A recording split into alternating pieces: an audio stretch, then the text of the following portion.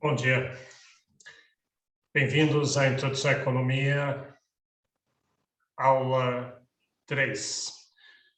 Já estamos gravando e vamos em frente porque tem bastante material hoje. Eu quero ver se a gente cobre bastante material para alcançar o ponto onde a gente deve estar. Hoje nós vamos começar uma parte mais analítica. Até agora a gente tem visto vários conceitos. Ainda vamos ver mais alguns conceitos logo agora no começo, mas depois vamos partir para algo mais analítico, inclusive algumas análises gráficas de escolhas. Alguém tem alguma pergunta sobre curso, sobre logística, alguma coisa assim? Onde conseguir o livro, etc. Então, vamos continuar. Compartilhar os slides.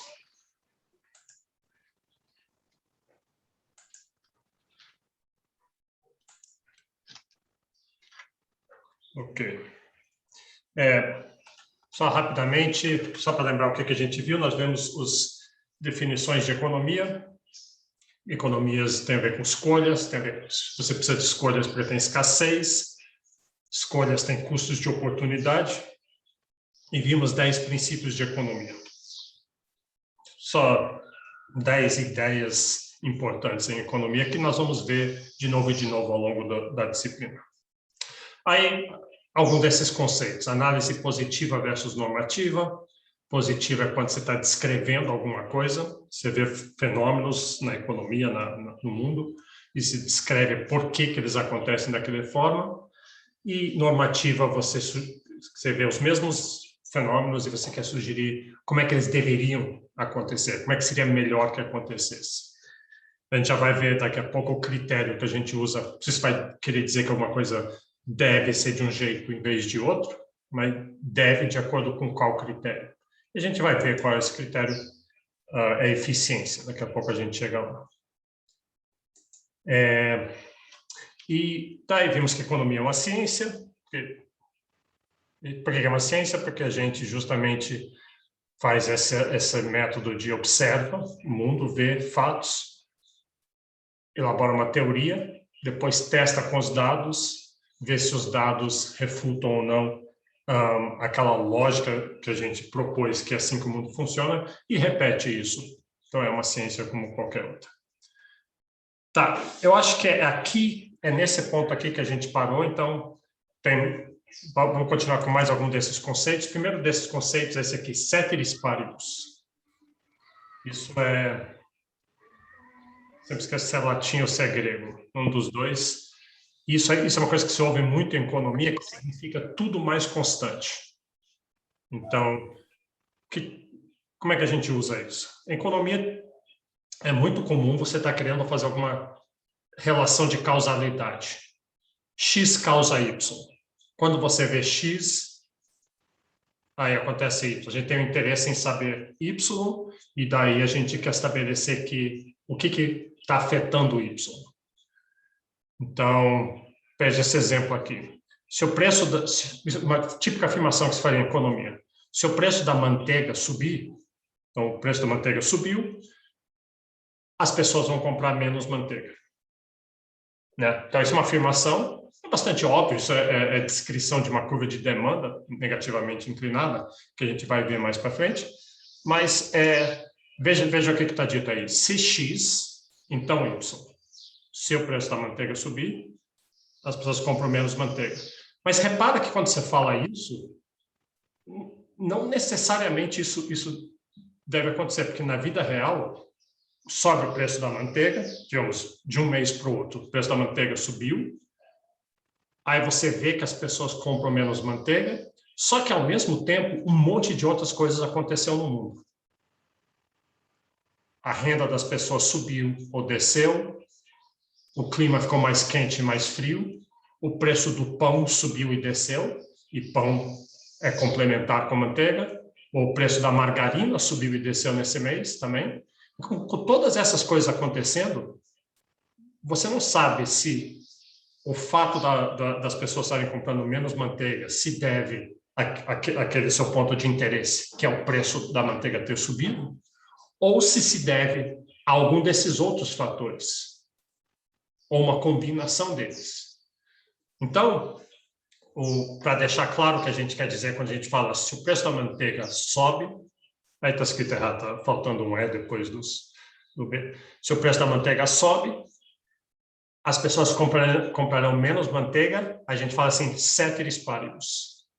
Ceteris paribus quer dizer tudo mais constante. Então, a renda das pessoas, se você conseguir, e a gente consegue estatisticamente, faz com que a renda das pessoas fique constante, o clima fica constante, o preço do pão constante, o preço da margarina constante, e a gente muda só o preço da manteiga. Então, tudo mais ficou constante, subiu o preço da manteiga, a gente observa se, de fato, as pessoas compram menos manteiga.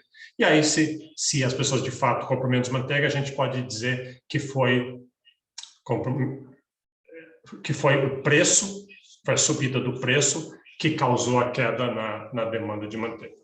Então, é para isso que se usa ceteris paribus, é muito comum, é uma coisa que se repete muito. Às vezes você fala ceteris paribus, às vezes você fala tudo mais constante. Às vezes é meio arrogante ficar falando ceteris paribus, é um jargão que ninguém sabe o que é. Então, é isso que é ceteris paribus. Vamos ver um outro exemplo aqui. Se o governo aumentar a oferta de dinheiro, a oferta de moeda, a gente vai ver quando chegar na parte de economia que governos têm essa capacidade, eles podem emitir dinheiro, simplesmente imprimir mais dinheiro. Na verdade, eles têm métodos bancários de fazer isso, não é só imprimir dinheiro, tem várias regulações que eles podem mexer, e aí tem mais dinheiro circulando na economia. Aí essa é a afirmação que a gente faz. Se o governo fizer isso, então vai ter inflação. Essa é uma teoria, né? Uma teoria quantitativa da moeda. Mas não necessariamente isso é verdade, a gente quer saber. Mas, de novo, repara que, então, se você quer testar isso, você pegaria vários dados sobre instâncias em que o governo aumentou a oferta de dinheiro, reduziu a oferta de dinheiro, variou a oferta de dinheiro e ver o que acontece com a inflação. Só que, cada vez que o governo faz isso, um monte de outras coisas acontecem na economia. A expectativa das pessoas mudam, a taxa de câmbio muda, o Brasil está exportando mais ou importando menos, ou está tendo alguma guerra ou algum problema político, uma eleição, alguma coisa assim. Então, tantas coisas no mundo, tantas coisas acontecem ao mesmo tempo, e aí você nunca pode saber qual dessas coisas ou qual combinação delas está causando aquilo que você tem interesse, que nesse caso é a inflação. Então, a gente, estatisticamente, quando vai fazer isso, quando a gente pega os dados, tem formas estatísticas de você manter todas as variáveis fixas, exceto uma. Aí você mexe essa uma, nesse nosso caso é oferta de dinheiro, você aumenta a oferta de dinheiro e vê se causou inflação. Como as outras variáveis estão fixas, então ceteris paribus, aí a gente sabe que foi ao aumento da oferta de dinheiro, de moeda, que causou a inflação. A gente vai usar isso várias vezes. Se eu ver quando a gente fizer gráficos de oferta e demanda, tipicamente um gráfico de oferta e demanda, ele tem um eixo X horizontal e um eixo Y vertical. O horizontal é quantidade, o vertical é preço. Só que em oferta e demanda tem muitas outras variáveis além de quantidade e preço. Tem renda, tem expectativas, tem temperatura, tem o preço dos outros bens. Então, essas outras variáveis estão ceteris paribus. Elas têm um efeito sobre preço e quantidade, mas a gente não está botando elas ali no gráfico, a gente está mantendo elas fixas. Isso vai fazer sentido quando a gente chegar lá. Então, só para... Ainda nesse conceito de ceteris paribus, ele tem a ver com o que a gente chama de efeito do problema da identificação, que a gente chama. Então, digamos que eu faço uma afirmação assim, isso aqui não é nem de economia, é de, sei lá, nutrição ou medicina. Então, alguém pode chegar assim e falar, carne vermelha causa câncer, né? Uma coisa que você já ouviu. A gente, bom, tá, é uma afirmação, a gente não sabe se isso é verdade ou não. O jeito de saber seria testar contra os dados. E só tem um jeito realmente de fazer isso estatisticamente muito rigoroso, é o que chama do padrão ouro de teste para isso. E isso está muito visível hoje em dia com essas coisas de vacina, porque assim que a gente, mesma coisa, carne vermelha causa câncer, você pode querer dizer assim, a vacina AstraZeneca reduz a chance de pegar Covid. Né? Pode fazer uma afirmação como essa. Mas como é que a gente sabe? Como é que a gente vai saber? Esses números que dizem, é 80% eficaz ou não, ou qualquer outra dessas afirmações, X causa Y. Como é que a gente vai saber? Tem vários jeitos de você pegar dados e fazer regressões, tentar fazer, mas todas têm algum problema. O jeito padrão ouro é fazer esse aqui. Então, carne vermelha causa câncer. Então, pega 1000 voluntários. Eu pus 1000 aí, mas tem que ser muitos. A ideia é que tem que ser muitos, justamente para pegar a variabilidade que existe. Então, você pega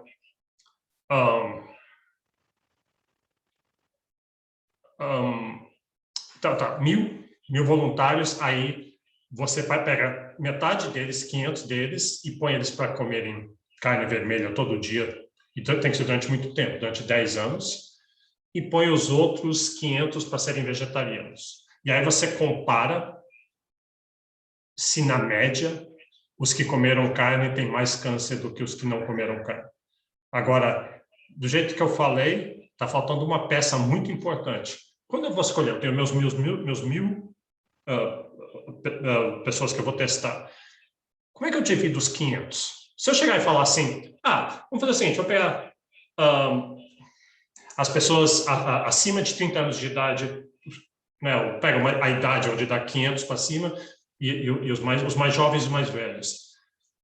Aí não vai funcionar o teste, porque quando chegar 10 anos depois e eu ver que um tem mais incidência de câncer do que o outro, eu não sei se foi a carne vermelha que causou ou se foi a idade. Então, eu posso dizer separar, vamos separar homens e mulheres, ou vamos separar torcedores do Flamengo e torcedores do Palmeiras. De um lado, sei lá, qualquer outra divisão que você fizer, você não vai conseguir identificar se foi aquela separação que você fez, baseada em idade, em sexo, em qualquer outra coisa, em renda, seja lá o que for, ou se foi a carne vermelha. Então, o único jeito de fazer é você tem que pegar aleatoriamente. Você tem que aleatoriamente sortear 500 e 500. Aí um grupo come carne vermelha e o outro não come. Ou um leva a vacina e o outro não leva a vacina, ou leva uma vacina placebo, que chama uma vacina que não tem a vacina. E aí você compara as médias, e aí sim você pode dizer qual a efetividade. Sempre vai ter câncer nos dois, mas vai ter mais, se for o caso, que talvez seja, não tem diferença nenhuma, os dois estatisticamente têm a mesma incidência de câncer. E esse que é o teste. Mas o que eu estou falando isso? O importante é esse ceteris paribus. Ao sortear, em vez de dividir de acordo com algum critério de idade, sexo, renda, alguma coisa assim, você está mantendo os dois grupos ceteris paribus. A única coisa que vai diferenciar os dois grupos vai ser que um come carne vermelha e o outro não. O resto está fixo, está aleatório, de certa forma. Ok. Tá. Aí tem mais dois, antes de chegar na parte analítica, que é onde eu quero chegar, mais dois. Isso aqui está na. Sempre quando você aprende introdução à economia, isso é só uma classificação, uma tipologia de bens. Né? A gente, em economia, lida muito com bens, vários tipos de bens, então uma classificação. Então, isso aqui, eu não acho isso aqui muito importante para a gente, mas de qualquer jeito está aqui. Às vezes eles fazem uma pergunta dessas na prova e é relativamente fácil. Então, assim, eu posso classificar os bens pela sua disponibilidade, pela sua forma de utilização, pelo seu uso e ainda pela sua durabilidade. Então, primeiro, disponibilidade. Tem bens livres. O que são bens livres? São bens que são não escassos. Se um bem não é escasso, por exemplo, eu vou pegar uma respirada desse oxigênio que está à minha volta aqui. Eu peguei isso, eu usei, é um bem para mim, inclusive eu preciso, é essencial para mim, mas ele não é escasso. Então, eu não preciso pagar por ele, não tem pessoas competindo comigo por ele. Em algumas situações, sim, ar fresco vai ser escasso, mas aqui, agora, não está. Então, um bem livre, geralmente, não tem problemas econômicos em torno dele e a gente não está muito preocupado com ele, até ele deixar de ser escasso. Quando ele deixa de ser escasso, ele vira um bem econômico. Se existe escassez por um bem, então vai haver competição pelo seu uso, vai surgir um preço por ele.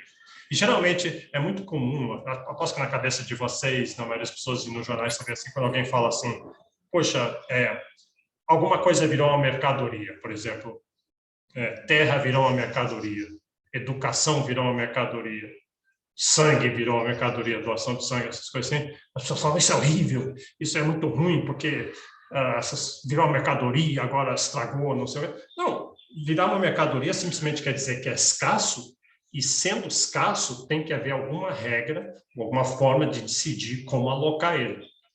Escasso, por definição, quer dizer que não tem para todo mundo, então tem que alocar. E um dos melhores jeitos de alocar é via mercado.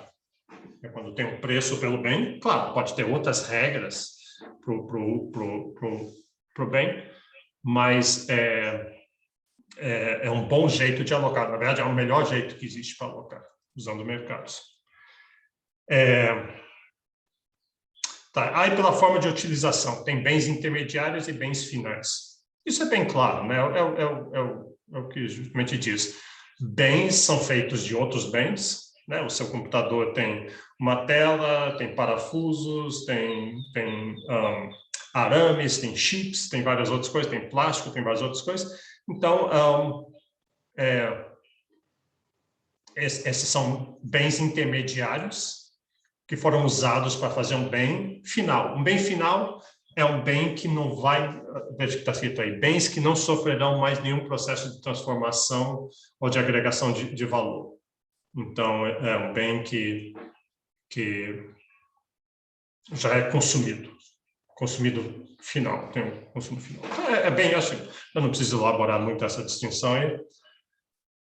Se cair na prova, assim, eles mencionarem os bens, é muito claro para você se é um bem intermediário ou um bem final. E, às vezes, o mesmo bem pode ser intermediário ou final. Por exemplo, um parafuso que uma indústria, uma loja usa para fazer outra coisa, para vender um outro produto para você, é um parafuso intermediário, é um bem intermediário.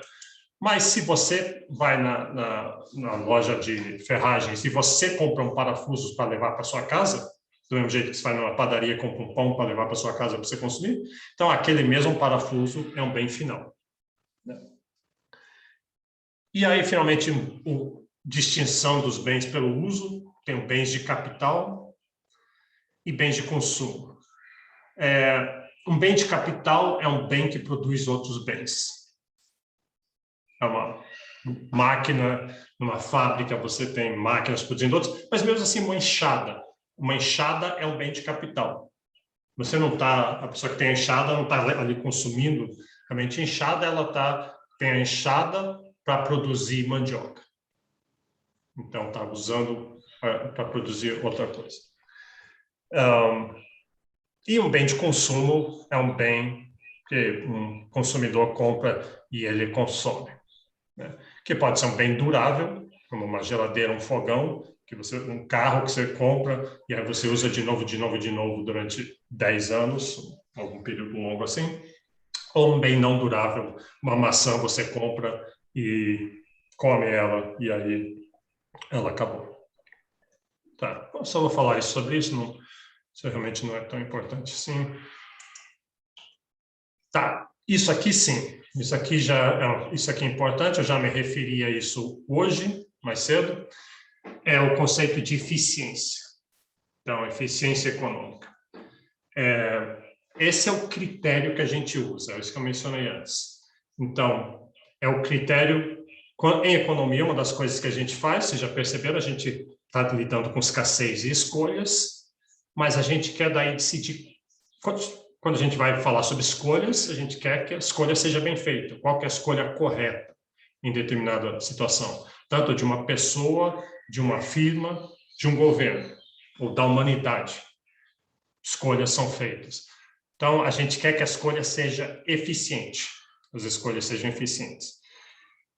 Obviamente, escolhas dependem da preferência de quem está fazendo as escolhas. Então, em economia, quando a gente fala assim que a gente quer que a escolha seja eficiente, a gente não está questionando as preferências. Em economia, a gente diz assim, as preferências são dadas. Você gosta do que você gosta, isso já vem com você, e elas são o que são, e a gente não questiona elas. Em outras áreas, você pode querer questionar. Em filosofias, você vai estudar éticas, vão dizer, essa escolha é errada, é moralmente errada, essa outra escolha é um imperativo, você devia ter ela. Ou em psicologia, talvez, olha, essa escolha é racional ou não. Mas em economia, não. A gente diz assim, as pessoas têm suas escolhas. Vamos pegar, dado que as pessoas têm suas escolhas, aí sim eu vou dizer, ela ter feito essa escolha que ela fez, não foi uma boa escolha, porque, dado as preferências dela, ela poderia ter mais do que ela queria, do que ela gosta, fazendo a escolha que fez. Então, a escolha não foi eficiente. Então, eficiente nesse sentido. Eficiente não quer dizer correto, moral, legítimo, nem nada assim. É simplesmente econômico.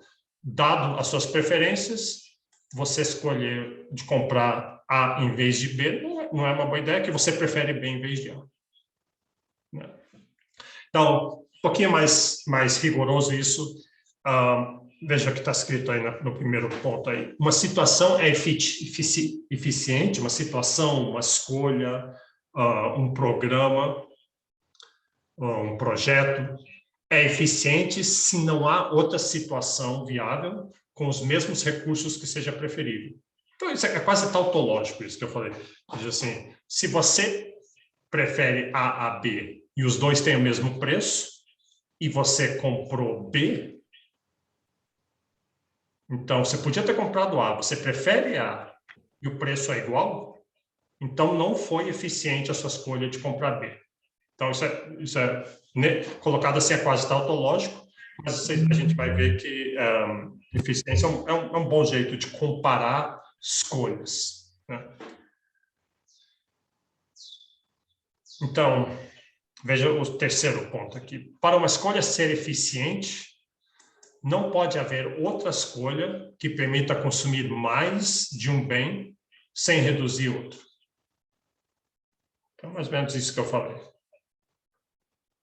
Gente, tem dois pacotes de bens, os dois têm o mesmo preço, os dois pacotes são parecidos um com o outro, mas você tem mais de um bem do que tem outro, então a escolha eficiente é aquele que vai dar mais para você. E a mesma coisa acontece em produção, a gente quer que a produção seja eficiente. A produção é como se eu fosse uma escolha, eu posso plantar, eu tenho uma fazenda, eu posso plantar uma coisa ou outra, eu posso plantar soja, eu posso plantar milho. Ou eu posso plantar soja com uma técnica, assim, com bastante terra, pouco capital e muito trabalho, ou pouca terra, muito trabalho e menos capital. Tenho combinações dos insumos que eu posso fazer. Então, a pergunta que o economista faria seria dizer qual que é a combinação eficiente de produção, qual que é a forma eficiente de produzir um bem. Qual que é a forma que vai usar menos recursos escassos da sociedade? E a gente gostaria que a sociedade produzisse o que ela vai produzir da maneira mais eficiente. Um outro jeito que a gente fala, às vezes a gente fala assim, a escolha ótima. É esquisito isso, porque ótimo parece ser um adjetivo. É um adjetivo, mas é usado diferente. Então, uma escolha ótima, se alguém falar ótima, quer dizer eficiente, uma escolha eficiente. Ótimo quer dizer que não tem nenhuma outra escolha que era viável para você e que daria mais satisfação para você. E a gente vai ver isso matematicamente mais para frente.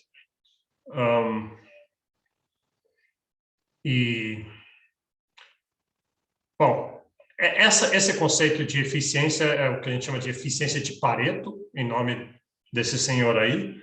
Vilfredo Pareto, um italiano, lá no século XIX, que ele que desenvolveu esse conceito de eficiência. Repara que esse conceito de eficiência é diferente do jeito que a gente usa no dia a dia. No dia a dia a gente fala assim, poxa, eu fui num restaurante ontem, o garçom era muito eficiente, ele veio rapidinho e trouxe as coisas.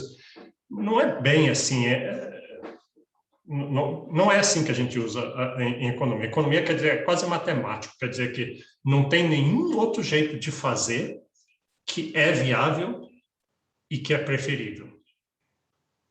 Porque se tiver um outro jeito de fazer, seja lá o que você está fazendo, de produzir, o que você está comprando, o que você está consumindo, se tiver um outro jeito de você fazer as suas escolhas que dá mais satisfação para você, então, e que é viável, que você tem como fazer, então não é eficiente o jeito que você está fazendo, porque tem um outro jeito melhor. De novo, é quase tautológico, mas vamos ver, do jeito que a gente vai usar, não vai ser. Aí tem uma questão que surge, tem um trade-off entre, lembra, a gente viu o trade-off, a ideia de eficiência e de equidade. Então, equidade se refere a uma coisa, um conceito de justiça, tanto na produção ou no consumo. Então, a equidade, a gente gosta das duas coisas, a gente quer eficiência e a gente quer equidade. Então, só que às vezes não, às vezes as duas coisas entram em choque. Para você, se você quiser impor equidade, você quer impor... Deixa eu dar um exemplo, talvez, disso. Quando, com telefonia, quando o Brasil estava, 20 anos atrás, celulares, começou a ter celulares. Então, ou telefones, pega telefones em geral. O Estado está construindo acesso à telefonia, aí tem uma questão que surge, a ideia de universalização, que todo mundo tem acesso à telefonia. A gente quer isso aqui. Isso tem a ver com equidade, né? É um desejo da sociedade que todo mundo tenha acesso ao serviço de telefonia, ou de água, de saneamento, seja lá o que for. E aí só que tem escassez, e o Estado vai investir naquilo ali e vai levar muitos anos até conseguir essa cobertura total. E aí tem que fazer escolhas. O Estado pode dizer assim, bom, a gente pode investir primeiro, nos primeiros anos, vamos investir nas cidades grandes, porque lá é bem mais barato, como está todo mundo densamente próximo do outro, é muito mais barato a infraestrutura da gente investir ali, a gente atinge muitos consumidores. Aí alguém chega e diz assim, mas aí você está deixando de fora toda a população rural. Eles vão ficar sem acesso à telefonia e com todos os custos que isso gera durante vários anos, todo mundo que mora longe. Então, isso não está tendo equidade. Então, nesse exemplo, você está vendo que está tendo um choque, um trade-off entre eficiência e equidade. A gente gostaria de que todo mundo tivesse acesso, mas é muito mais barato, você consegue ajudar mais pessoas da população investindo primeiro nas cidades. Então, e aí, como é que resolve isso aí?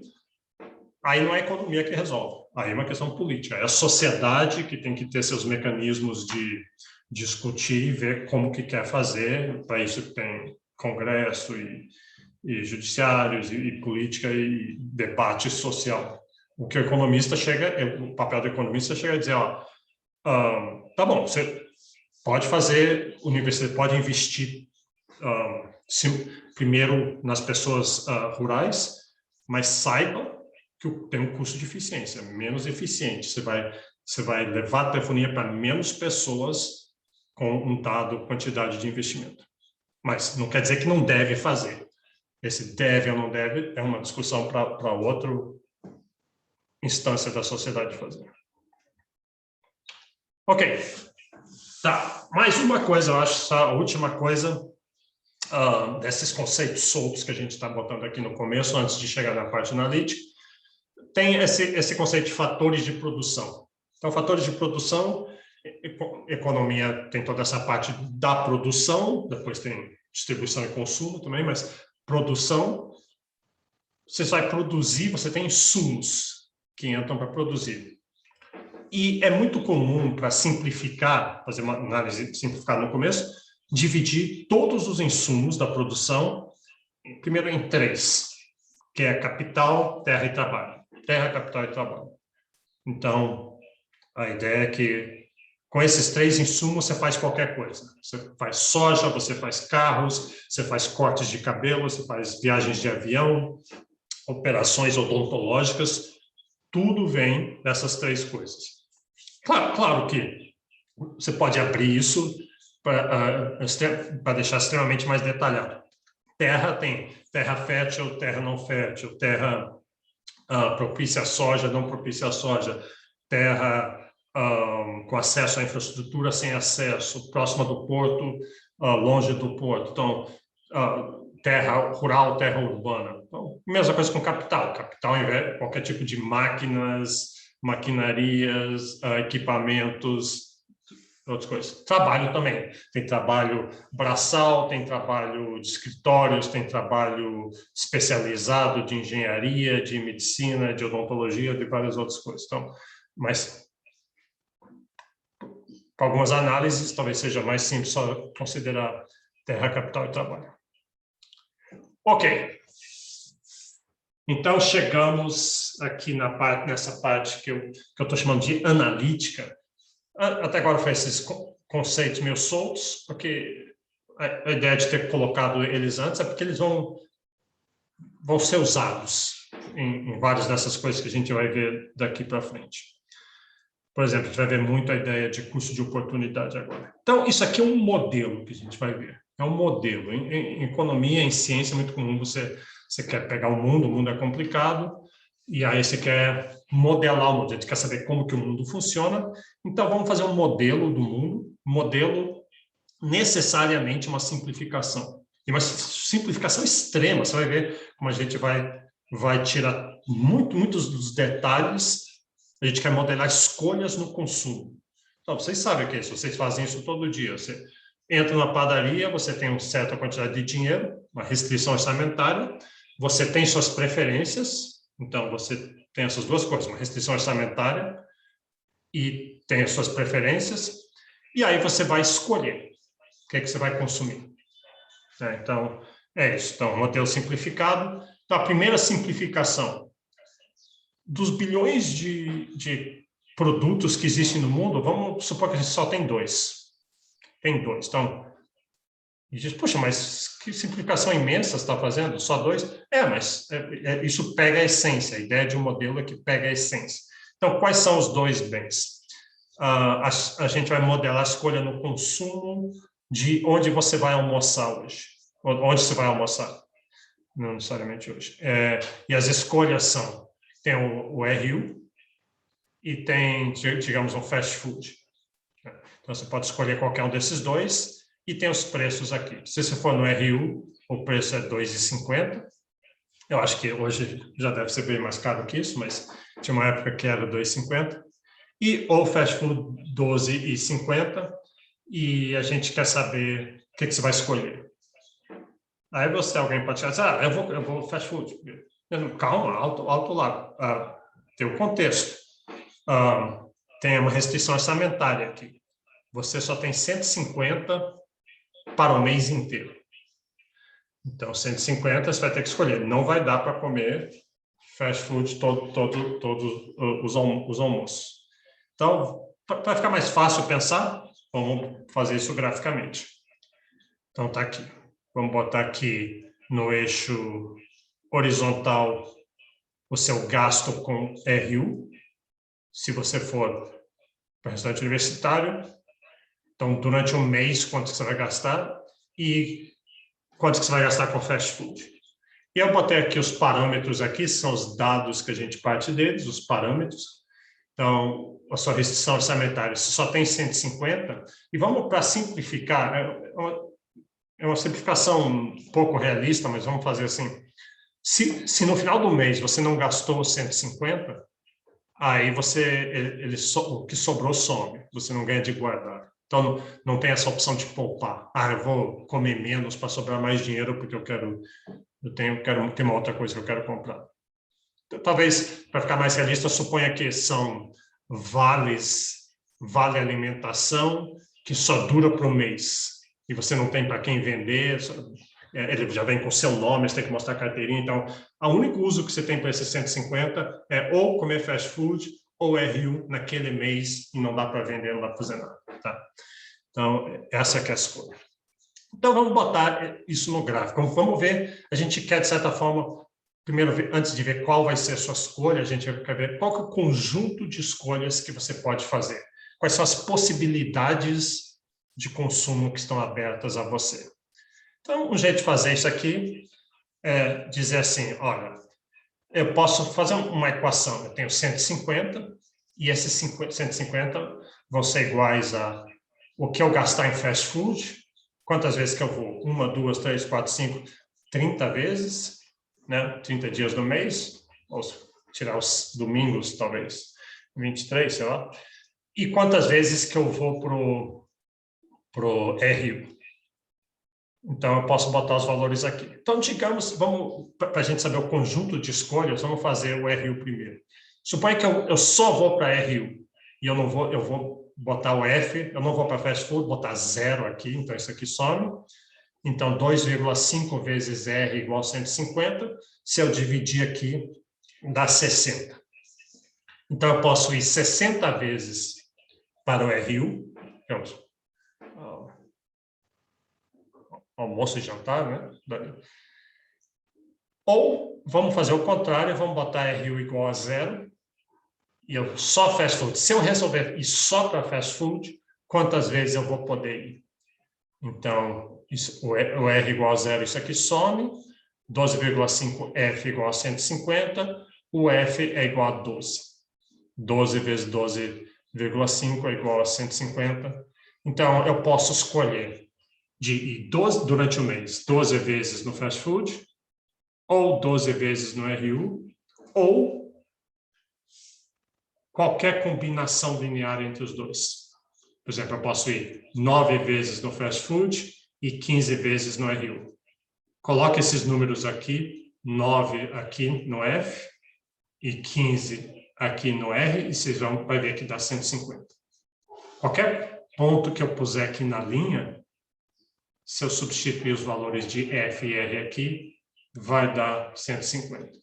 Então, essa é como se fosse o conjunto de pontos onde eu gasto todos os 150. E aí, eu posso... Então, esse é meu conjunto de escolhas. O que eu posso fazer?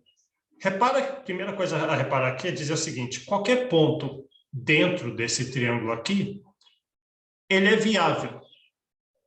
Por exemplo, esse ponto F aqui, parece que ele é 5 fast food e 15 RU. Se você puser aqui, vai dar um valor menos que 150. Então, ele é viável.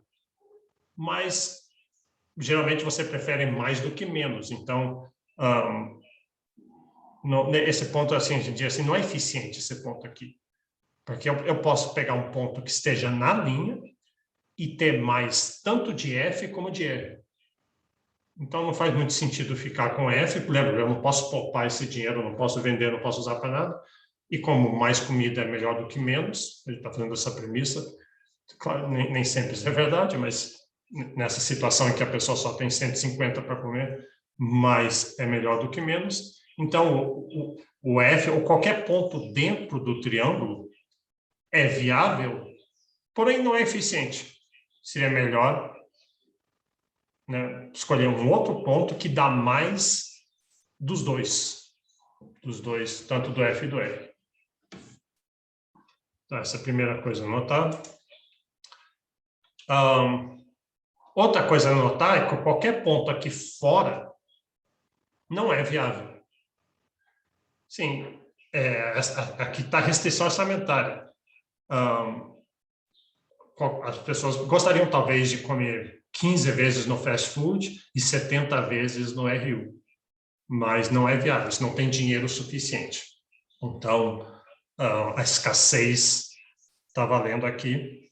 estabelecendo um conjunto de escolhas não infinito.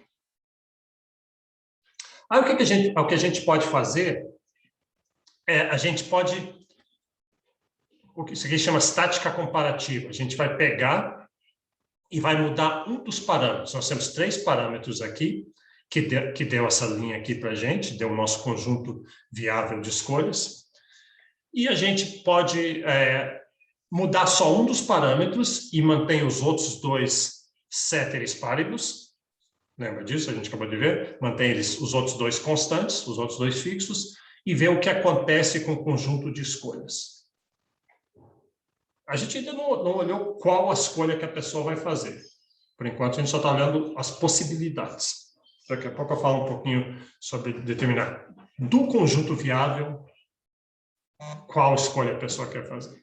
Então, olha o que aconteceu aqui agora. A gente mudou o orçamento, era 150, e a gente mudou para 175.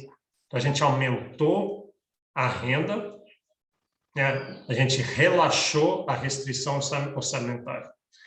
Qual que é o efeito disso? Se você para a gente saber, basta fazer aquele mesmo exercício. Primeiro, põe F igual a 0, 2,5R igual a 175, divide 175 por 2,5, você vai ver que dá 70. Faz a mesma coisa colocando R igual a 0 e calcula F, vai dar 14, e a linha está aqui, a linha se deslocou para cima. Seu conjunto de possibilidade de escolhas aumentou. E faz sentido, né? Você tem mais dinheiro, você tem mais possibilidades de escolha. Então, esse foi esse efeito aqui. Vamos mudar agora outro parâmetro. Volta o orçamento aqui para 150 e vamos mudar agora o RU. Olha como é que era antes, era 2,50, agora vamos mudar para 5. Então, aqui na equação, o 2,50 mudou para 5. E olha o que aconteceu agora. Como ficou mais caro para o RU, dobrou de preço, era 2,50, agora é 5, você só consegue, se você só for para RU, usar todos os R$150 só para RU durante o mês, você só vai 30 vezes agora. Então, né, o conjunto encolheu. E ele encolheu nessa margem aqui, na margem horizontal no RU aqui. Então, o seu conjunto ficou menor e faz sentido. Se o preço dos bens aumentou, as suas escolhas diminuíram. Não. Depois, se isso não está claro para você, depois olhe isso no livro lá do Mankiw e tenha certeza que você entende por que esse aumento está levando a essas variações no gráfico. Vamos fazer mais uma aqui. Aqui, de novo, aqui volta o preço do RU para 2,5, o orçamento continua naquele valor inicial de 150, e aqui o fast food vai ficar mais barato. Ele era 12,50 e agora ele vai ficar 10. Então, ficou mais barato. Então, ele vai afetar essa margem aqui. Antes eu podia ir 12 vezes, como ficou mais barato, agora eu posso ir 15. De onde vem o 15? Põe o RU igual a 0, né? A gente está vindo aqui no eixo horizontal, botando RU igual a 0, isso aqui some. Então, 10F igual a 150, logo F tem que ser igual a 15. Então, 15. E faz sentido aqui. O produto ficou mais barato, então, você pode, se você for consumir fast foods, vai poder consumir mais. As suas escolhas, sua fronteira de escolhas se deslocou para fora, aumentando suas possibilidades de consumo.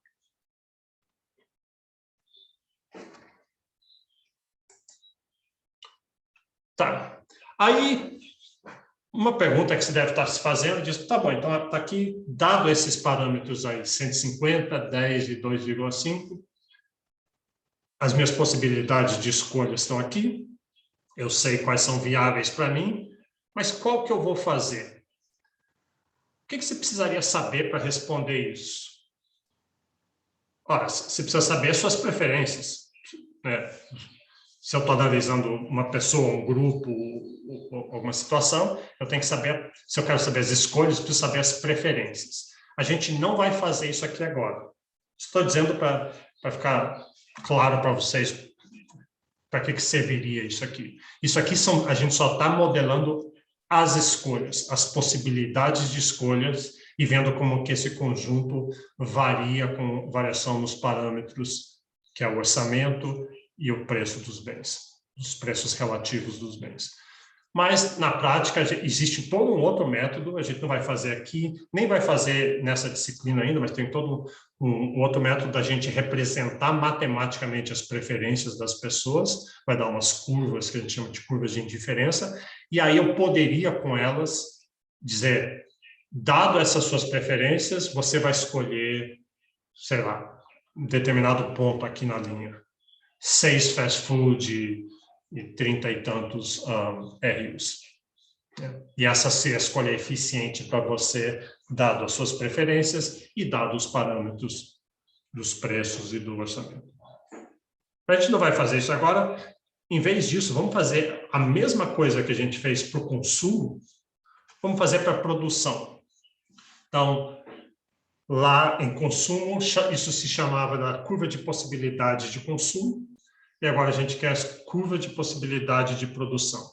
Mas que é muito parecido, que envolve o mesmo dilema, que é, existe escassez e a gente tem que fazer escolhas. Então, a curva de possibilidade de produção mostra a fronteira de produção de uma firma, quais são as restrições, ela só tem uma certa quantidade dos insumos, e os insumos são aqueles que eu falei lá no começo, terra, capital e trabalho. Se eu quiser agregar e ter só 3, ou eu posso ter bilhões, tipos de terra, tipo de capital e tipo de trabalho, tem variações muito grandes. Mas, o importante, tem insumos e eles são limitados, eles são escassos, eles são caros. E eu vou supor qual que é a escolha que essa firma vai fazer. Ela vai ter que escolher entre produzir soja e produzir milho. Então, a gente não vai fazer uma análise aqui, a gente podia fazer... e tem... Para produzir soja, tem 3 técnicas diferentes. Qual que você vai usar? Para produzir milho, tem 5 técnicas diferentes. Um tipo de agricultura hidropônica, com fertilizante, com sementes GMM. Mas a gente não vai fazer isso. Suponha que só tem um jeito de produzir soja, um jeito de produzir milho, e a gente quer fazer essa escolha. Então, aqui estão as escolhas do produtor. Ele pode produzir milho e ele pode produzir soja. Ele tem terra, capital e trabalho, e ele pode combinar essas 3 coisas para ter milho ou para ter soja. Qual dos dois ele vai preferir? Inclusive, ele pode ter uma combinação. Ele pode pegar a terra dele e plantar 50% soja, 50% milho, ou qualquer outra proporção. Qual que ele vai preferir? Bom, obviamente depende da produtividade de cada um e depende dos preços de cada um. A gente não quer, como a gente fez no consumo, a gente não vai chegar nesse ponto ainda aqui de dizer exatamente qual ele vai escolher. Mas a gente quer saber as possibilidades. Então, digamos que seja assim, ele pode chegar e dizer, se eu produzir só milho, eu uso todo o meu capital, terra e trabalho só para produzir milho. Quanto milho eu vou produzir? E aí ele tem como descobrir, sabe? Ele pergunta lá para os outros fazendeiros, ele olha para o passado dele, ele já sabe. Se eu fizer isso, eu consigo produzir uma média de 100 sacos de milho por hectare, digamos. Ou na fazenda, 100 milhões de sacos de milho, qualquer coisa assim, 100. Ou, se eu produzir só soja, eu posso produzir 80 de soja. Ou eu posso produzir uma combinação. Por exemplo, posso produzir 40 sacos de soja e 50 sacos de milho. A escolha dele vai depender do preço dessas coisas, da expectativa dele dos preços. Mas a gente não vai se preocupar com isso, a gente só quer saber o conjunto de possibilidades de produção. Daqui a pouco eu vou falar, uma questão aqui é essa linha reta. Na realidade, não seria uma linha reta. Provavelmente seria uma linha, seria não linear. Eu vou falar sobre isso depois. Vamos supor, por enquanto, que é uma linha reta. Aí, a primeira coisa tem isso aqui, que a gente fez em consumo. Um ponto dentro desse triângulo, abaixo da curva de possibilidades dele, é um pouquinho esquisito, eu fico chamando de curva de possibilidades, mas é uma linha reta. Qualquer fronteira que você faça no gráfico, a gente chama de curva, mesmo se ela for uma linha.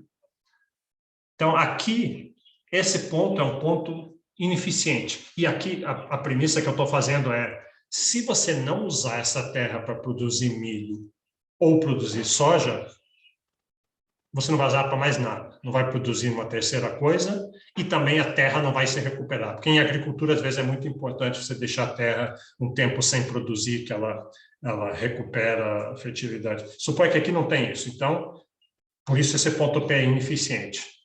Você não está usando para... Não é que você não está usando.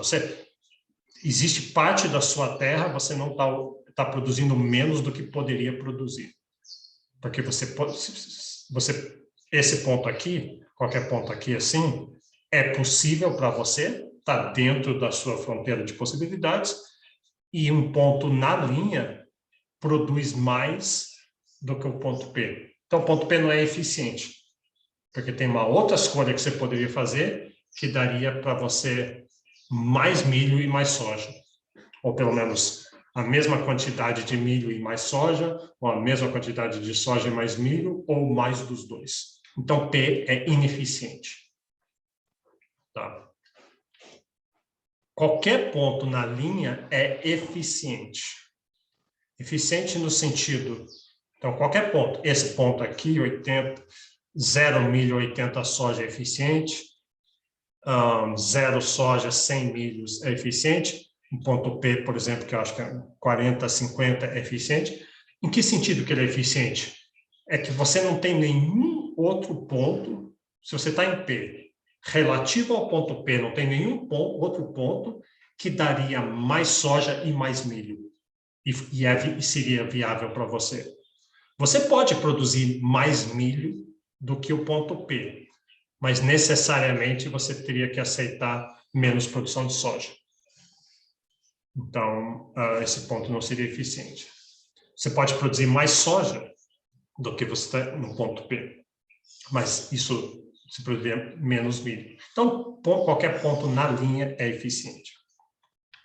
E qualquer ponto aqui, você gostaria de ser ponto P aqui, que aqui você produz muito milho e muita soja, mas ele não é viável. Pelo menos não com essa tecnologia, não com a situação atual. E aí o que a gente pode fazer é aquela estática comparativa. Vamos mudar algum dos parâmetros. Então, a primeira coisa, suponha que vem um aumento da capacidade produtiva.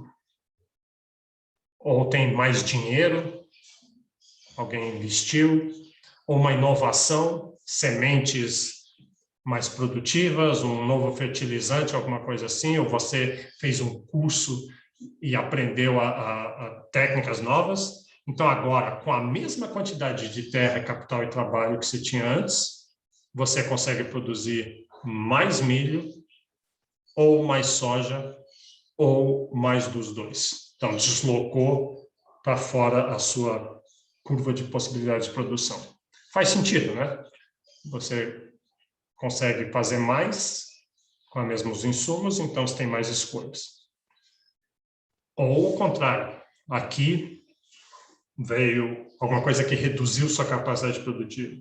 Talvez uma nova peste, aquecimento global, seca, uma guerra, alguma coisa assim. Veja aqui que deslocou para baixo a curva de possibilidades. Com a mesma capital, terra e trabalho, você está produzindo menos milho, menos soja ou menos dos dois.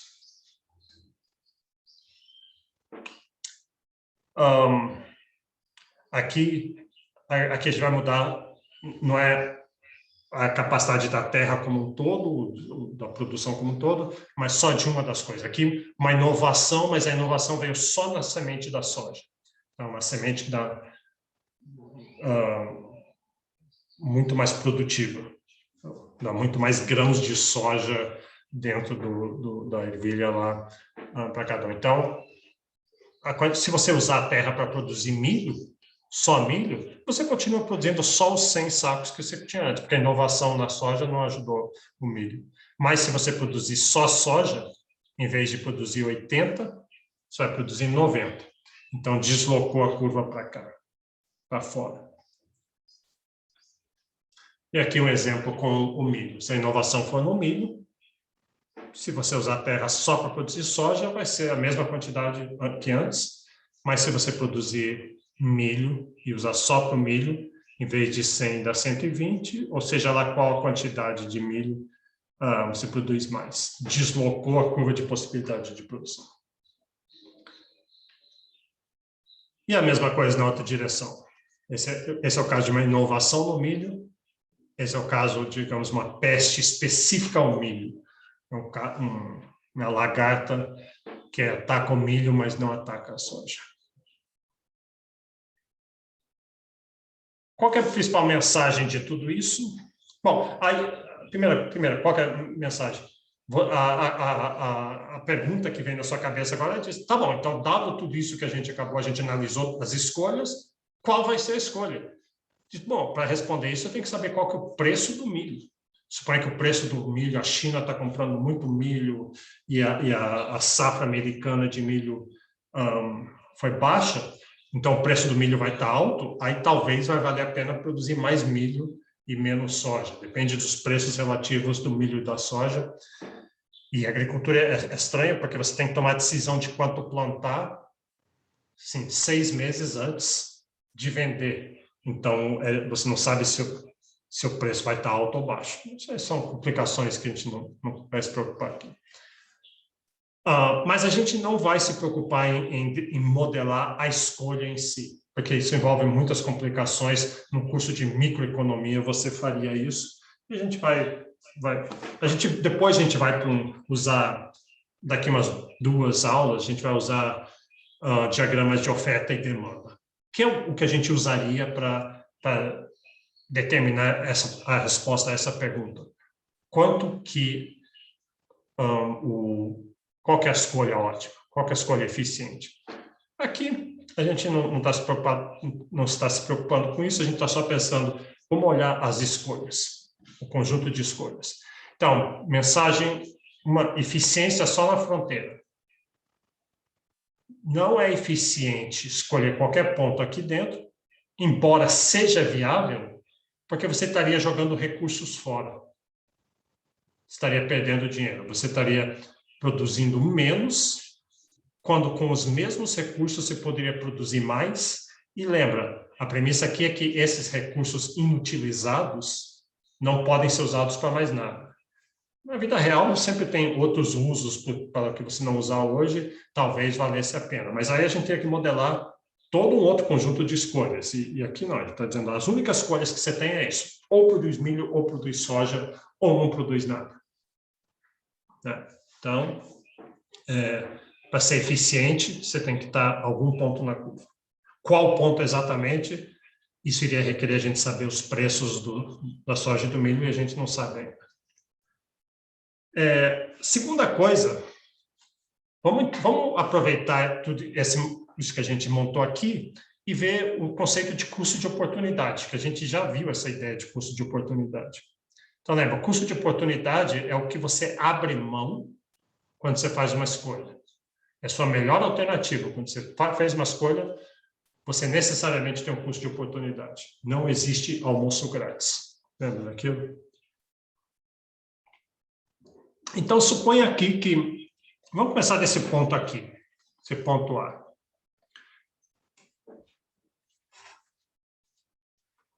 Então, você está produzindo 100 sacos de milho, 0 sacos de soja, e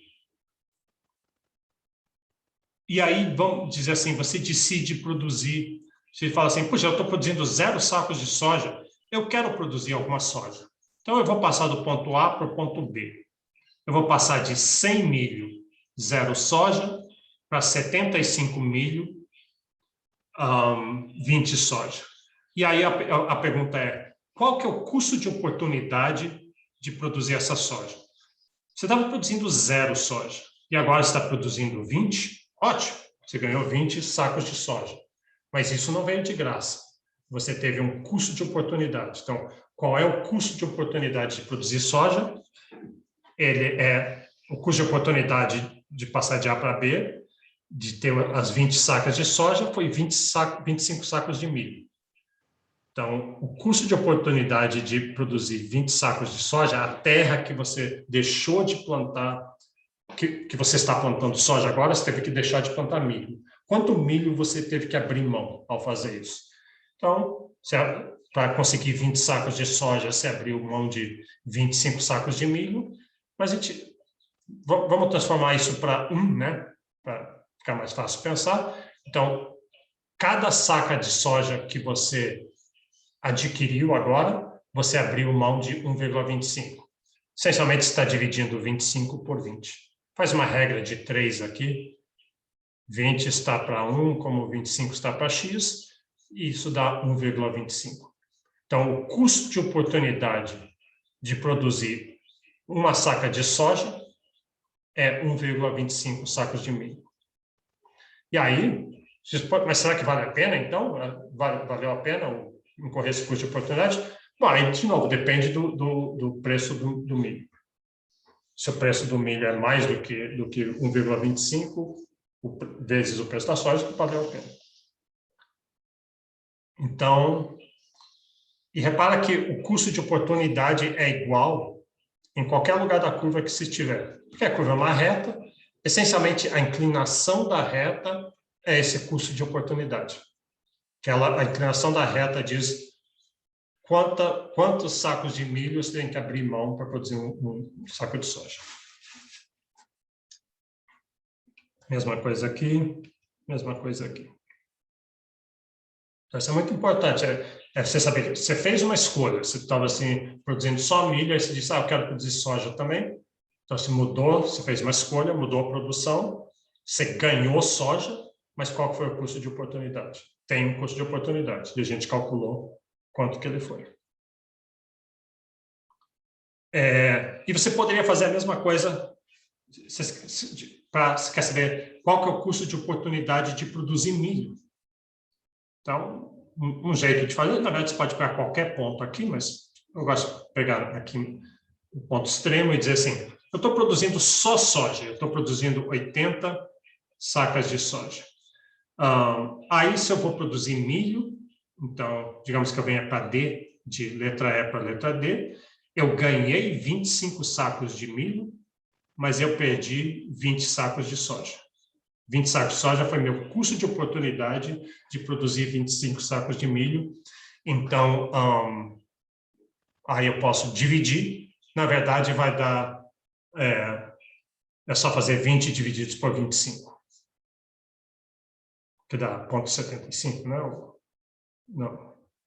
Tem que calcular. E fazer vai dar 0, alguma coisa. Na verdade, faz 1 divididos por 1,25, e esse vai ser o custo de oportunidade de produzir milho. Repara uma coisa importante, que o custo de oportunidade de produzir milho, esse custo é pago em soja. E o custo de oportunidade de produzir soja é pago em milho. Você está abrindo mão da outra coisa para produzir mais da uma coisa. Deixa eu falar isso aqui agora, mas eu só vou falar isso, alguém pode estar querendo imaginar isso aqui, mas não se preocupe com isso. Isso aqui não cairia em prova, dificilmente isso aqui cairia em prova. É só que você pode estar pensando, poxa, por que é uma linha reta? Não necessariamente teria que ser uma linha reta, porque talvez existem sinergias entre produzir soja e milho. Talvez se você plantar, muitas vezes em agricultura fazem intercalado, né? Assim, uma fileira de milho, uma de soja, de café, de feijão, acho que eles fazem, é muito comum. Às vezes tem coisas biológicas ou a ver com tratores ou mão de obra que faz ter sinergia. Sinergia quer dizer você fazer as duas coisas juntos, você tem mais do que se fizer separado e somar o resultado dos separados. Então, isso faria essa curva, essa curva de possibilidade de produção curvilínea. Não se preocupe com isso, isso complica. O que acontece aí é que se você calcular o custo de oportunidade, ele vai mudando, né? Como eu falei, o custo de oportunidade é a inclinação dessa curva, agora que ela é realmente curva em vez de uma linha reta, a inclinação está mudando a cada vez. Quer dizer que o custo de oportunidade está mudando. Mas isso é uma complicação, a gente não vai se preocupar com isso. Deixa eu só pular isso aqui. E vamos introduzir agora, vamos usar... Se alguém tiver alguma pergunta, pode fazer. Isso que a gente está vendo é bastante simples até agora, mas às vezes, quando é novo para você, depois pega o livro do Monkey, leia essas coisas detalhadas, reveja o gráfico. Eu tenho certeza que, talvez que alguém faça uma afirmação, por exemplo, o custo de oportunidade é esse, a escolha é essa, entender, veja que você saiba, está entendendo de onde vem. Vamos usar isso aqui agora para ver a ideia de trocas. Tá? Troca. Então, agora, o que eu tenho aqui agora? Eu tenho esse mesmo esquema de antes, só que em vez de ser soja e milho, vai ser cadeiras e mesas. É um produtor, ele tem uma oficina lá, e ele pode... o produtor alfa tem uma oficina, e um outro, em outro lugar, o produtor beta, ele também tem uma oficina, e os dois são, sei lá, marceneiros, e eles produzem cadeiras e mesas, só produzem isso.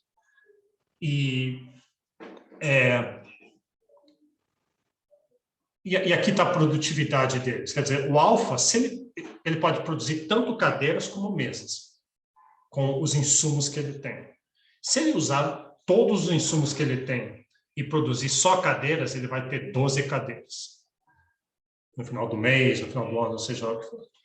Ou se ele produzir só mesas, ele vai ter 4 mesas. Ou alguma combinação, por exemplo, uma possibilidade para ele é fazer 2 mesas e 6 cadeiras. E o beta também, mesma coisa. Repara que o beta, ele é menos produtivo em produzir cadeiras. Se ele usar os insumos dele, ele vai produzir só 10, enquanto que o alfa produz 12. Então, talvez o gráfico devia estar um pouquinho mais baixo, mas supõe que as escalas não são exatamente iguais. E repara também que o beta produz menos mesas do que o alfa. Então, o beta, ele produz menos das duas coisas, que podia ser que talvez ele não é muito bom em produzir cadeiras, mas ele é muito bom em produzir mesas. Mas aqui não é o caso. Se você pusesse um gráfico em cima do outro, o beta estaria aqui abaixo. Então, o alfa produz mais cadeiras e mais mesas do que o beta. Mas não necessariamente tinha que ser isso. Podia ser que um tem vantagem em produzir uma coisa, outro tem vantagem em produzir outra coisa. Mas o que eu quero mostrar é que, mesmo isso sendo o caso, mesmo sendo o caso que o alfa produz os dois produtos melhores do que o beta, vai valer a pena cada um se especializar em um dos bens, naquele bem que ele tem uma vantagem comparativa, que a gente chama, e aí ele produz só aquele bem que ele produz melhor do que o outro bem, e daí troca um com o outro. E se os dois fizerem isso, os dois vão consumir mais do que se eles não trocarem. Então, essa é uma mensagem muito importante em economia, que existe ganhos de troca. E existe ganhos de troca sempre, mesmo se um dos lados é mais produtivo em absolutamente tudo. Mesmo assim, vai valer a pena cada um se especializar e os dois trocarem. Então, eu vou mostrar isso aqui agora, e na aula que vem, depois a gente vai ver isso no contexto de países, que cada país tem vantagens em produzir bens agrícolas, bens industriais, serviços, bens financeiros, computadores, seja lá o que for, e que existe essa força que a gente chama de vantagens comparativas, que faria com que diz que vale a pena cada país especializar naquilo que ele tem vantagens comparativas e depois trocar com os outros. E todos ganham com isso. Então, é um resultado bastante importante. Então, já vimos aqui que o que distingue os dois produtores é Os dois produzem os mesmos bens, mas o alfa é mais produtivo do que o beta. Então, o que a gente quer, se eles vão trocar entre si, a gente quer saber quem é que tem vantagem em produzir cadeiras, quem é que tem vantagem em produzir mesas. E não vantagens absolutas, a gente já viu que o alfa tem vantagens absolutas, ele produz mais dos dois, mas vantagens comparativas. E para determinar isso, a gente quer saber o custo de oportunidade. A pergunta que a gente quer saber é quem é que tem menos custo de oportunidade em produzir cadeiras, quem é que vai ter que abrir mão de produzir menos mesas para produzir cadeiras, e quem é que vai ter que abrir mão de menos cadeiras para produzir mesas. Então, para calcular isso, a gente tem que fazer o que a gente acabou de fazer com milho e soja, calcular os custos de oportunidade. Do alfa produzir mesas, do alfa produzir cadeiras. Do beta produzir mesas, do beta produzir cadeiras. Então, o jeito de fazer isso, vamos começar aqui embaixo. Aqui. Vamos fazer essa... Qual que é o custo de oportunidade do alfa, aqui está a coluna do alfa, da produção de uma cadeira. Então, fazer a mesma coisa que eu fiz lá, tem vários jeitos. Essencialmente, quero a inclinação dessa curva em uma direção e depois em outra direção. Então, mas vamos fazer desse jeito aqui. Eu quero o custo de oportunidade de produzir uma cadeira. Então, suponha que ele está produzindo só mesas. Ele está produzindo 4 mesas. Aí ele decide assim, poxa, mas eu queria também uma cadeira. Eu só estou fazendo 4 mesas, mas o que adianta mesa sem cadeira? Eu queria umas cadeiras. Então, eu vou ter que abrir mão de algumas mesas. Eu não vou poder continuar produzindo 4. Se eu vou produzir cadeiras, vou ter que ter menos do que 4 mesas. Mas quantas? Então, você pode pegar... Eu vou aqui do ponto C para o B, mas eu poderia ir do C para o A, ou qualquer ponto na linha. Eu vou dizer assim, eu tô aqui no C, se eu produzir só 2 mesas, eu ganho 6 cadeiras. Não, mas, desculpa, deixa eu fazer do C para o A, que é o que eu escrevi aqui. Eu estou produzindo 4 mesas. Se eu produzir 12 cadeiras, então, eu for para 0 mesas, eu vou abrir mão de 4 mesas e vou ganhar 12 cadeiras. Então, aqui, eu vou abrir mão de 4 mesas e vou ganhar 12 cadeiras. Então, esse é o custo de oportunidade. Para ter 12 cadeiras, o custo de oportunidade é 4 mesas, mas se for uma só que eu tenho aqui em cima, então, 4 sobre 12 igual a 1/3. Então, 1/3 de mesas é esquisito, né? 1/3 de mesa, porque o que adianta 1/3 de mesa? Não vai nem ficar de pé, mas a ideia é essa. Dá para imaginar, se fosse soja e milho, seriam sacos, daria para entender facilmente. Então, esse é o custo de oportunidade do alfa produzir uma cadeira, é abrir mão de 1/3 de mesa, como se fosse o preço que ele teria que pagar para ter uma cadeira. E qual que é o custo de oportunidade dele, ainda o alfa, de produzir uma mesa? Faça o contrário aqui. Ele está produzindo só 12 cadeiras, aí ele diz e 0 mesas, então vai agora produzir 4 mesas e vai abrir mão de 12 cadeiras. Então, abre mão de 12 cadeiras para ganhar 4 mesas, então 12 sobre 4 igual a 3. Esse é o custo de oportunidade.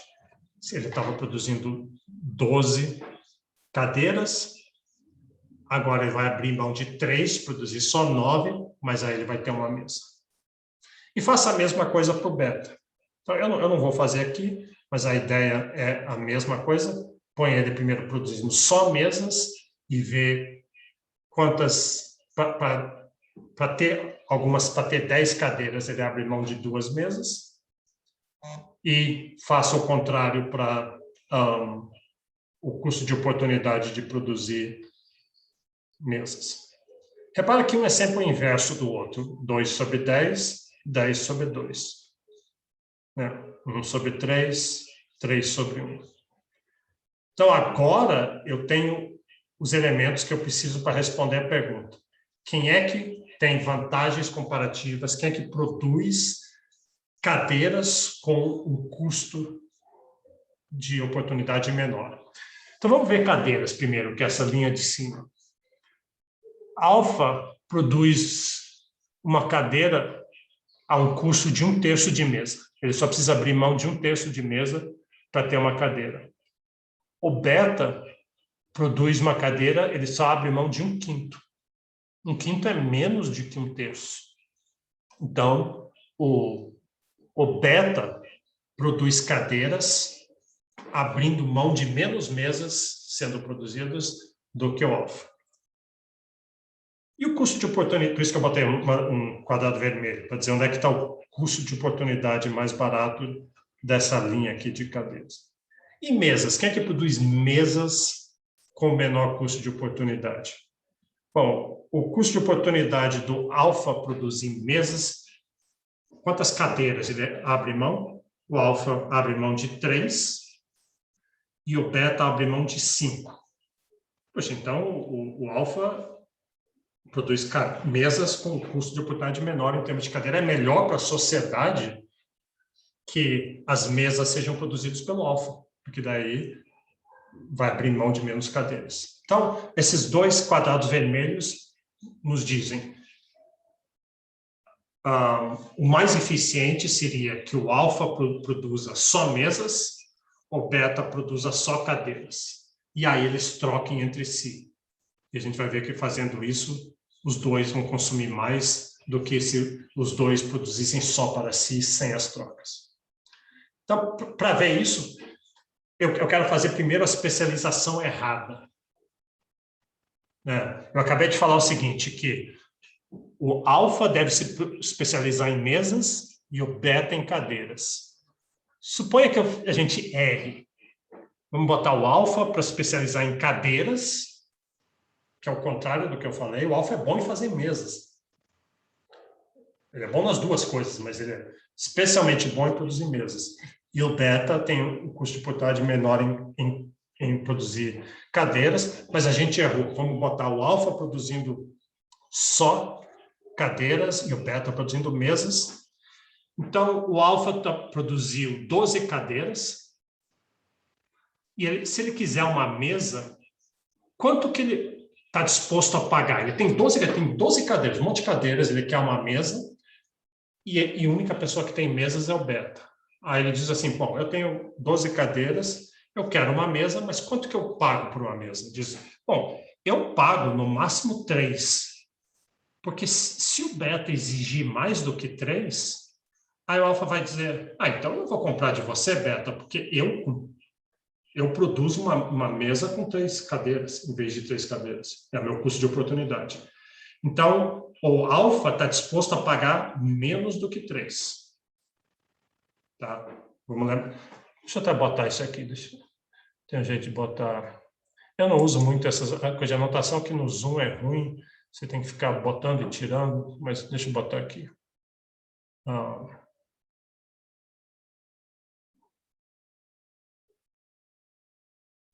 Deixa eu ver se tem um lapisinho aqui, peraí.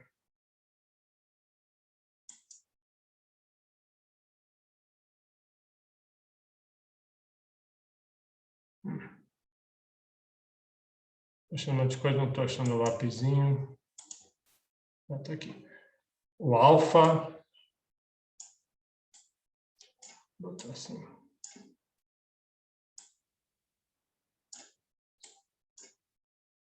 O alfa paga menos do que 3 por uma mesa. É ruim escrever com isso aqui. Mesa.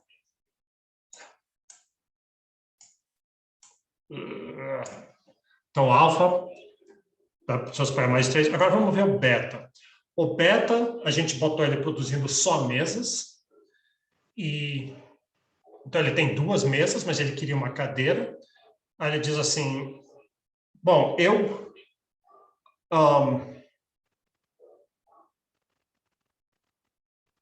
quero cadeira, né?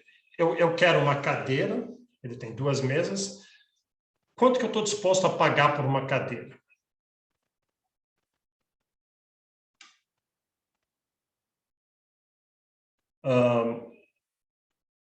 Ele pode produzir uma cadeira por 1/5 de mesa.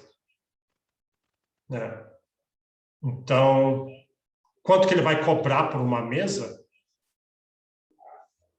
Deixa eu pegar a lógica aqui.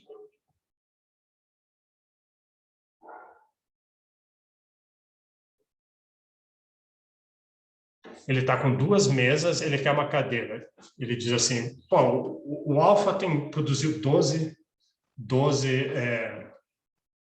cadeiras, eu quero uma cadeira, mas quanto que eu estou disposto? Eu só estou disposto a vender cadeiras para ele se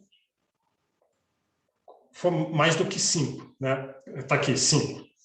Esse é o preço. O custo de oportunidade é uma mesa. Ele tem 2 mesas. Para eu vender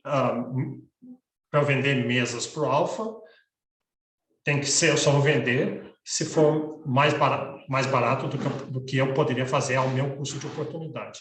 Então, ele exige um preço de uma mesa, pelo menos 5 cadeiras. Esse aqui é o beta. Ele vai exigir 5 cadeiras. Então, repara, por que eu fiz tudo isso? Não sei se vale a pena. É para mostrar que não existe ganhos de troca. O Alfa requer que a mesa saia menos do que 3, senão ele mesmo produz a mesa. O beta requer que a mesa saia mais do que 5. Então, não tem ganhos de troca. E por que? Então, eles não vão trocar. O problema aqui é que a gente se especializou nas coisas erradas. A gente não se especializou naquele produto que cada um tem vantagem comparativa. Vamos fazer isso, então. Deixa eu limpar isso aqui. Tem que sair. Por isso que eu não gosto nos zooms, tem que ficar saindo. Aqui. Vamos se especializar agora sim.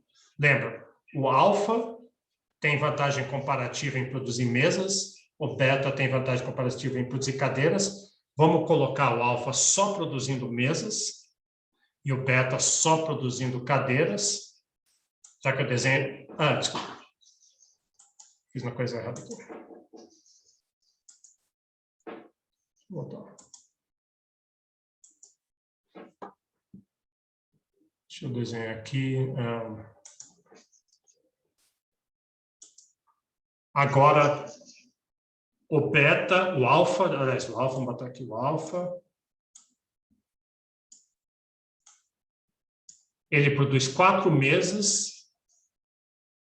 Ele exige, no mínimo, 3 cadeiras por uma mesa. E o beta produz 10 cadeiras. Ele está disposto a pagar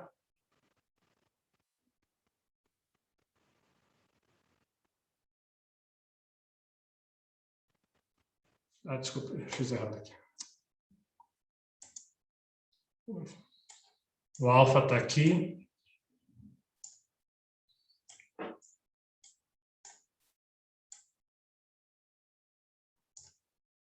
Ele está disposto a vender uma mesa. Ele quer...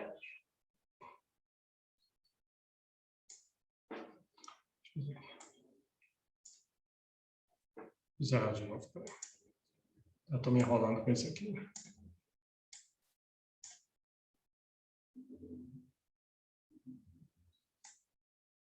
O beta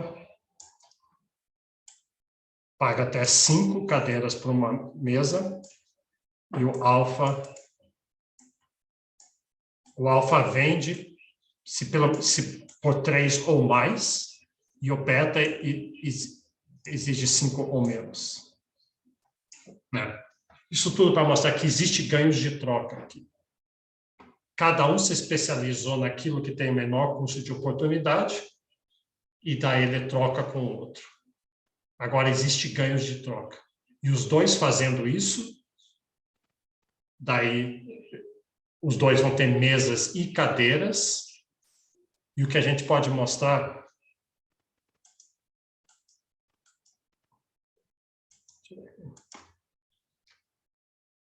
é que, se os dois fizerem isso, os dois vão ter mais os dois vão ter mais do que o outro.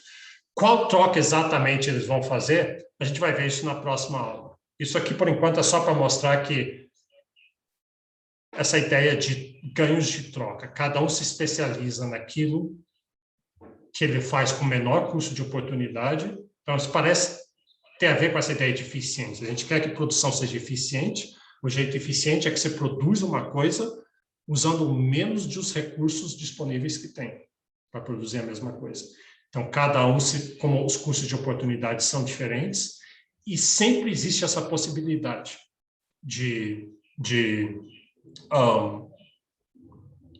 sempre, todo mundo tem uma vantagem comparativa. Eu vou dar um exemplo agora que vai deixar isso bem claro. Você diz assim, mas suponha que tem alguém que é muito ruim em produzir as duas coisas. Ele é bem ruim, ele é realmente muito ruim. Mas mesmo assim ele tem uma vantagem comparativa. Matematicamente, você sempre teria alguma coisa que você produz com menor custo de oportunidade. Então, da onde que vem essa magia que as pessoas trocando, elas podem ter mais do que agindo sozinhas, exatamente dessa melhor alocação de recursos, né? A gente vai ver isso na próxima aula em contexto de países, mas isso aqui é meio que, às vezes, olhando graficamente, assim, fica meio difícil de entender, pelo menos na primeira vez, ainda me enrolei um pouquinho aqui no final. Vamos pegar isso é uma coisa que estava no livro e na apostila também expuseram isso aqui, e ajuda a entender. Então, é mais anedotal do que graficamente, mas é a mesma coisa. Então, aqui nós temos duas pessoas, nós temos o Tiger Woods, e talvez, meio esquisito isso, talvez, não sei se a sua geração sabe quem que é Tiger Woods, mas antes eu via isso, antes era o Michael Jordan, que era o melhor jogador de basquete do mundo, e aqui puseram o melhor jogador de golfe do mundo. Hoje em dia podia ser o Neymar, ou podia ser alguém assim, mas, sei lá, é alguém muito famoso, tá? Então, é o Tiger Woods, é uma pessoa, e o outro está chamado aqui de o filho do vizinho. Então, é um garoto qualquer, uma garota qualquer, e a atividade, tem duas atividades, que nem mesas e cadeiras, soja, milho. Aqui é cortar a grama, e a outra atividade é que o Tiger Woods, ele tem uma mansão e ele pode cortar a própria grama dele. E tem o garoto do vizinho. O Tiger Woods pode contratar o garoto do vizinho para fazer isso. O Tiger Woods, ele é um atleta excepcional. Então, se ele cortar grama, ele é muito bom. Talvez ele seja o melhor cortador de grama do mundo. Além de ser o melhor jogador de golfe, pode ser o melhor cortador de grama, porque ele é muito forte, rápido e tudo mais. Ele faz em 2 horas. O filho do vizinho faz em 4. O filho do vizinho é meio preguiçoso, essas coisas, e é um ruim cortador de grama, mas ele seria capaz de fazer em 4. Então, eu disse assim, poxa, então o Tiger Woods vai cortar a sua própria grama, né? Por que ele é muito melhor naquilo do que o filho do vizinho? Por que ele iria contratar o filho do vizinho? Bom, por causa de custo de oportunidade, devido ao custo de oportunidade. O Tiger Woods tem um custo de oportunidade. O filho do vizinho também tem um custo de oportunidade. Vamos ver quem tem um custo de oportunidade maior. Bom, o Tiger Woods, qual que é o custo de oportunidade dele? Se ele for cortar grama, se ele usar as 2 horas que ele precisa para cortar grama, é uma mansão grande, ele vai abrir mão, digamos, aqui, o que está posto aqui, de uma coisa publicitária em que ele ganharia $10 mil, né, nos Estados Unidos, $10 mil. Então, se ele pode cortar grama própria, 2 horas, ou ele pode ir para o evento publicitário e cortar grama, ele economiza o dinheiro de ter que contratar alguém. Se ele for no evento publicitário, ele vai ter que gastar o dinheiro contratando alguém para cortar a grama dele. Qual é o custo de oportunidade do filho do vizinho? Digamos que ele tem um emprego no McDonald's, ele ganha $20 em 4 horas. As 4 horas que ele precisaria para cortar grama, ele ganharia $20. Então, o custo de oportunidade dele é $20. Horas.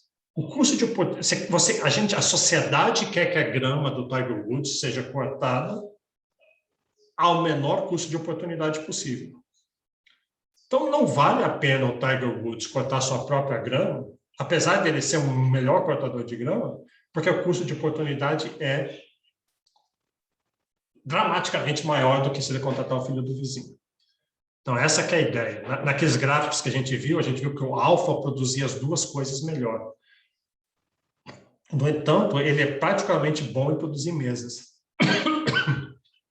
Então, ele vai produzir só mesas, deixa o beta produzir cadeiras, aí ele troca as mesas, como ele é muito bom produtor de mesas, ele produz muitas mesas, troca mesas com cadeiras do beta, e os dois vão estar em melhor situação. A gente vai ver na próxima aula que isso no contexto de país. Eu vou parar aqui, a gente já avançou bastante, e vamos ver a mesma ideia para países. Será que um país deve se especializar em soja, em milho, em computadores? O que deve ser? E vai ter esse princípio das vantagens comparativas. A gente volta a isso aqui na próxima aula. Então.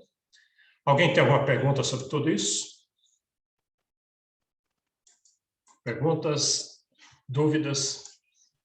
Então, tá bom. Dê uma olhada nisso. Leiam a parte correspondente no livro do Mankiw, que vale a pena. Professor, está me ouvindo? Estou ouvindo, pode falar. Bom dia.